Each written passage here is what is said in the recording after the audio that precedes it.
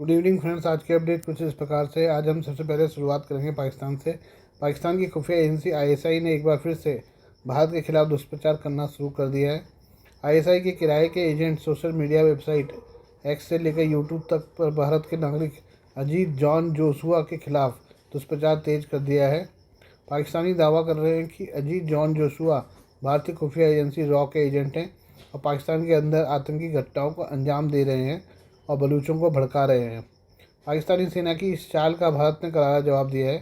भारत ने साफ कर दिया कि पाकिस्तानी फर्जी दावे कर रहे हैं और अजीत जॉन रॉ के एजेंट नहीं बल्कि बेंगलुरु में एक क्षेत्रीय पासपोर्ट अधिकारी हैं। विश्लेषकों का कहना है कि पाकिस्तान अजीत जॉन के खिलाफ कुलभूषण जाधव वाली चाल चल रहा है, जो इस समय पाकिस्तान की जेल में है। पाकिस्तानी आईएसआई के सोशल मीडिया एजेंट अपनी पोस्ट में दावा कर रहे हैं कि Ajit Joshua Baloch liberation army की मदद कर रहे हैं। ईरान में बीएलए के लोगों से मुलाकात की है। हाल ही में बलूचों ने पाकिस्तानी सेना पर भीषण हमला किया था और 100 से ज़्यादा सैनिकों को मार दिया था। पाकिस्तान के दुष्प्रचार पर भारतीय विदेश मंत्रालय के प्रवक्ता रणदीप जायसवाल ने करारा जवाब दिया है। भारत सरकार ने बताया कि जोशुआ भारतीय विदेश सेवा के अधिकारी हैं और इस समय बेंगलुरु में तैनात हैं।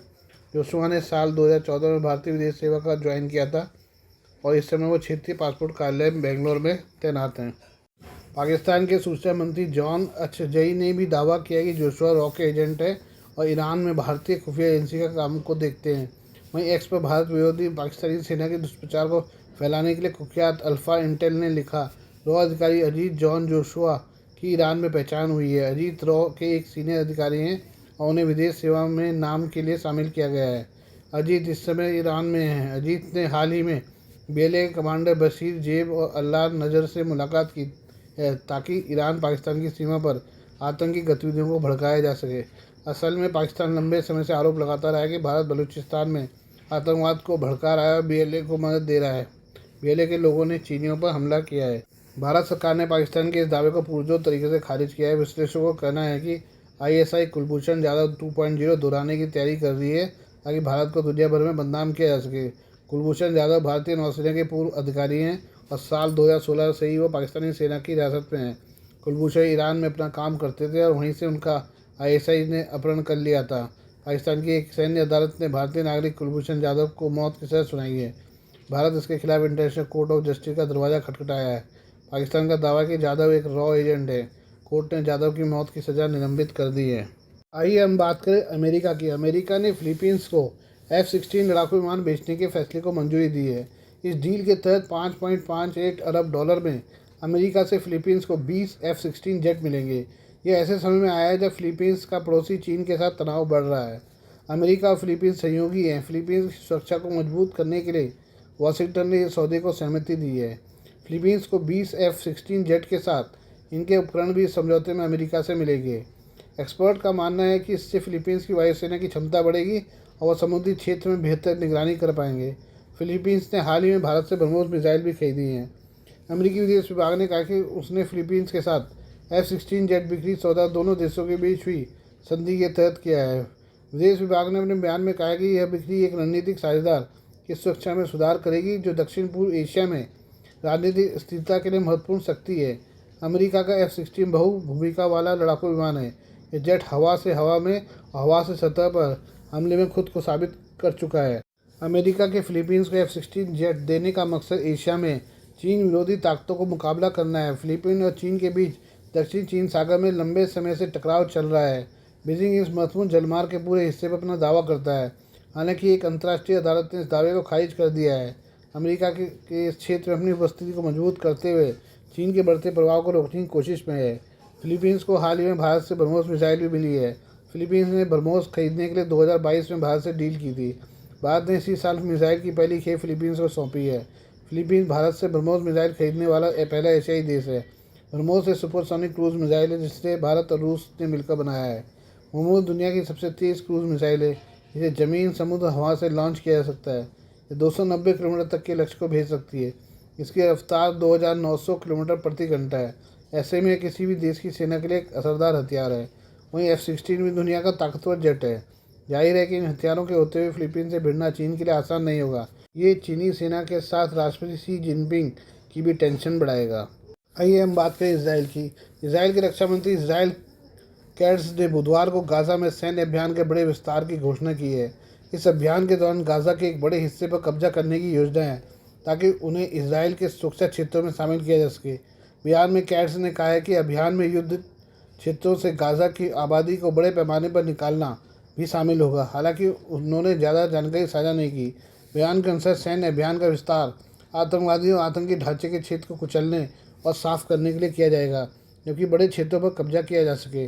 मंगलवार देर रात अरबी मीडिया के लिए इजरायली सेना के प्रवक्ता ने गाज़ा के दक्षिणी राफा क्षेत्र के निवासियों को अपने घर छोड़ने और उत्तर की ओर जाने का आदेश दिया। CNN ने पिछले महीने ही बताया था कि इसराइल गाज़ा में एक बड़े ज़मीनी हमले की योजना बना रहा है, जिसमें एन्क्लेव के एक बड़े हिस्से को साफ करने और उस पर कब्जा करने के लिए हज़ारों सैनिकों को युद्ध में भेजना शामिल होगा। बुधवार को कैट्स के बयान में स्पष्ट नहीं किया गया कि गाज़ा पट्टी के इस विस्तारित अभियान में अतिरिक्त इजरायली सैनिक शामिल होंगे या नहीं।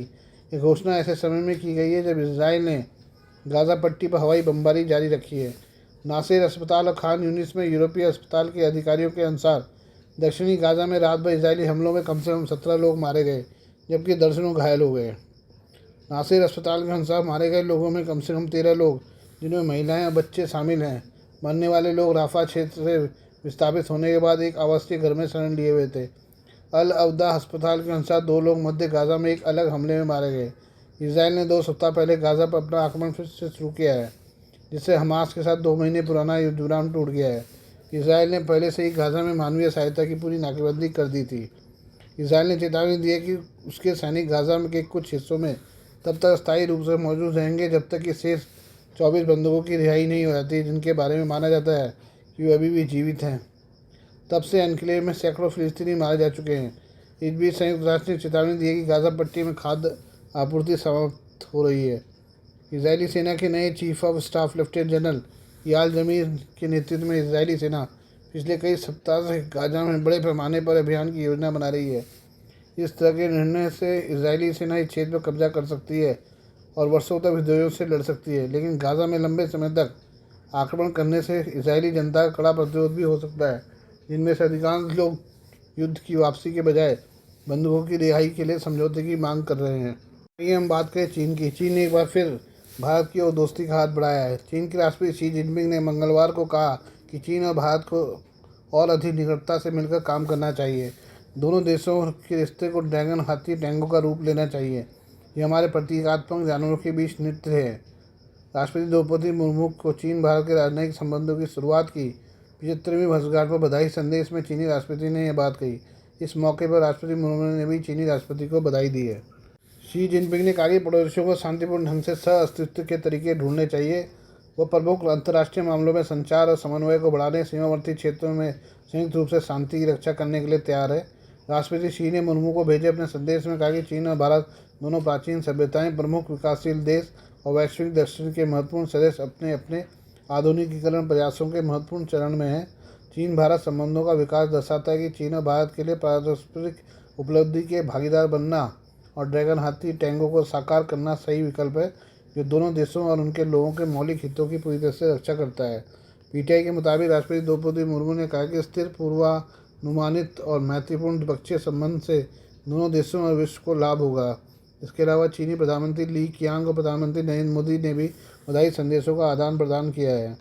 इससे पहले चीनी विदेश मंत्रालय के प्रवक्ता गुओ जियाकोन ने कहा कि हमारे द्विपक्षीय संबंधों का ऐतिहासिक क्रम दर्शाता है कि एक दूसरे की सफलता में योगदान देने वाले साझेदार बनना तथा ड्रैगन और हाथी का नृत्य दोनों पक्षों के लिए सही विकल्प है।